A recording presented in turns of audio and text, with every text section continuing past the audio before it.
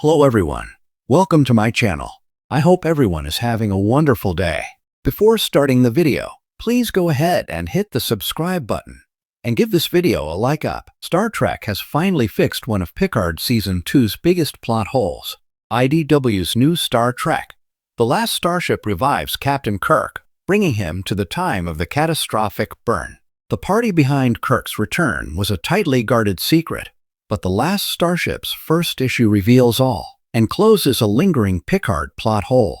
Shortly after the burn upends galactic society, Agnes Jurati, the Borg Queen from Picard Season 2, appears at Starfleet Command with a plan: revive Captain Kirk and use him as a symbol to rally a broken galaxy. Star Trek Picard's second season, while a ratings success, was met with mixed reactions. The show introduced a number of plot lines, including time travel to 2024 Los Angeles, an ancestor of Captain Picard, as well as a Borg Queen from an alternate timeline. The show struggled to balance all its moving parts, and some plot lines fell by the wayside. One of these was the Borg Queen. During Picard and Company's time in 2024, Agnes Jurati, a prominent Federation cyberneticist, engaged in a war of wits with the Queen.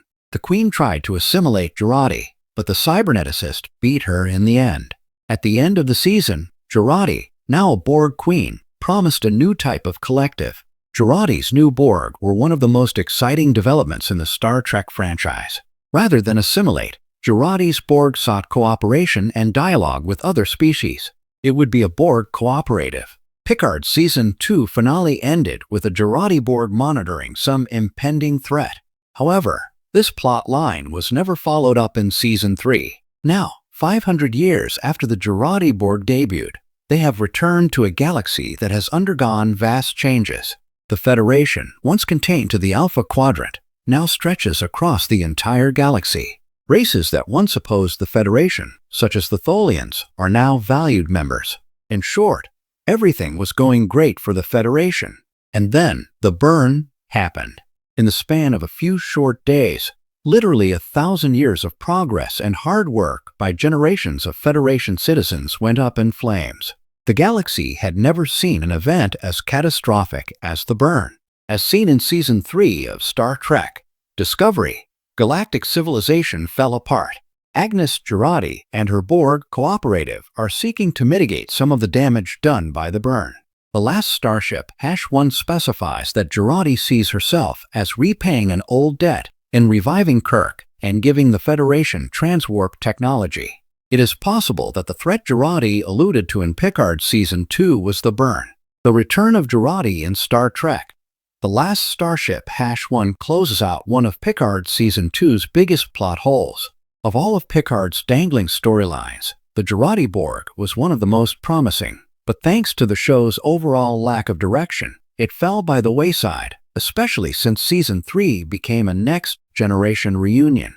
Star Trek The Last Starship #1 shows fans what could have been with Picard's Agnes Jurati and her Borg cooperative. They have great power, as seen when they resurrect Captain Kirk.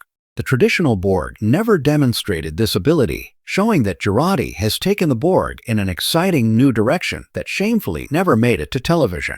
When Star Trek Picard Season 2 aired, fans were treated to a time-traveling adventure full of familiar faces, temporal paradoxes, and heavy moral lessons. But among the callbacks to the next generation and the drama of Jean-Luc confronting both his past and the Borg, there was one glaring plot hole that frustrated audiences and sparked endless debates in forums.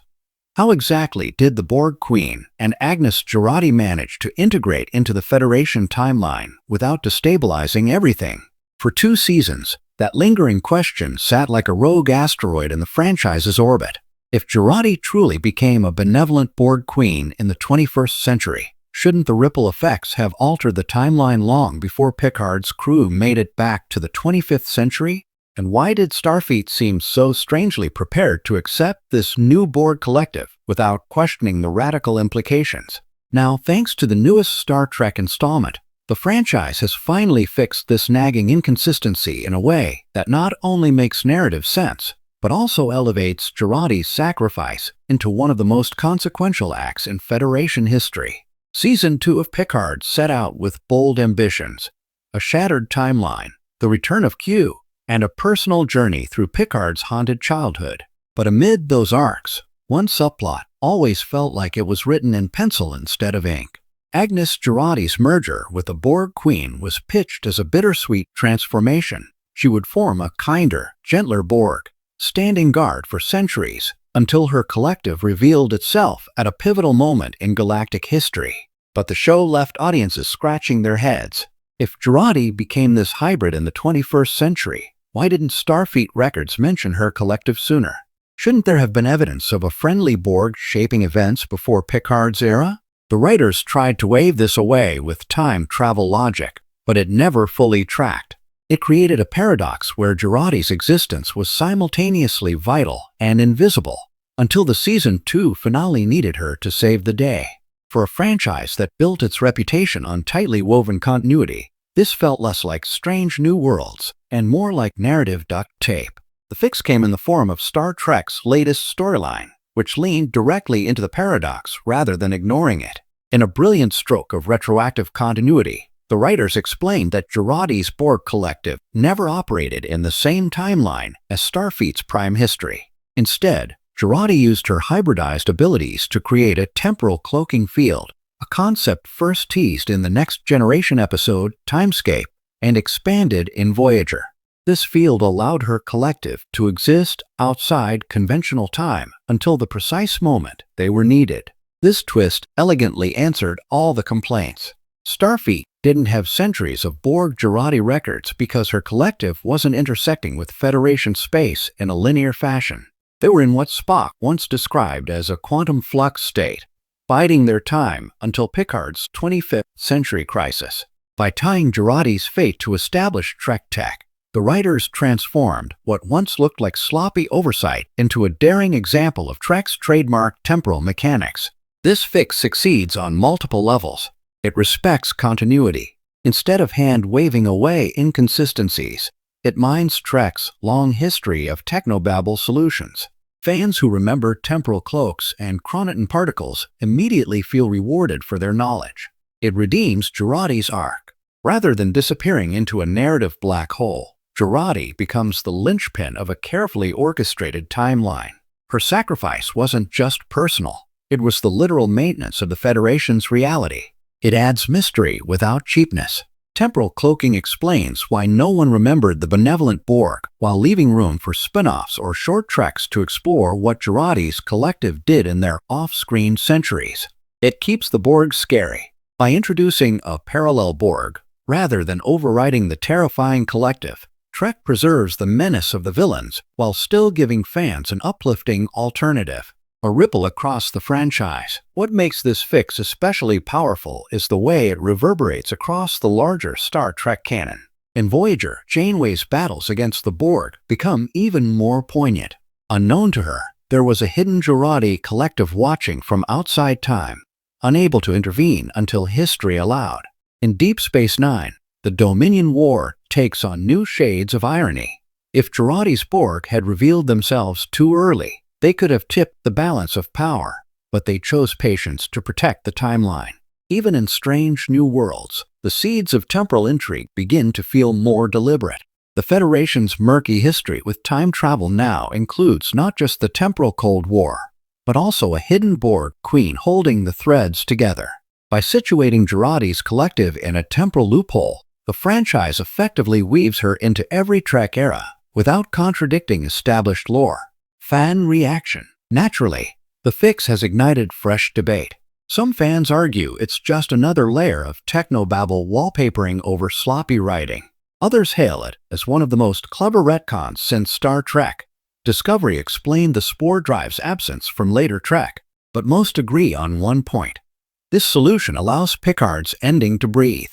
Instead of being remembered for messy contradictions, the Jurati Borg storyline now feels like a bold experiment in narrative time travel that finally pays off. Why this matters for Trek's future? For a franchise entering its sixth decade, continuity is both a gift and a curse. Every new installment must honor what came before while pushing boldly forward. When continuity cracks appear, they risk undermining fan trust. By fixing Picard's Season 2 paradox so thoughtfully, Trek shows it's still capable of the kind of creative course correction that has kept it alive since the 1960s. It proves that even when a story stumbles, the larger vision can adapt, refine, and emerge stronger. And in a meta sense, isn't that the most Star Trek lesson of all? That mistakes, whether in human history or narrative canon, are opportunities for growth, not dead ends. Conclusion: Agnes Jurati's fate was once one of Star Trek's most puzzling loose threads. Now, it's a cornerstone of the franchise's evolving mythology. By anchoring her benevolent Borg in temporal cloaking, the writers have taken what was once a glaring oversight and transformed it into a triumph of Trek storytelling. What was once a plot hole is now a shining example of why Star Trek continues to endure. The willingness to re-examine its own past, boldly rechart its future, and prove, time and again, that no paradox is too great to solve. Thanks for watching this video. Please subscribe to our YouTube channel and stay with us.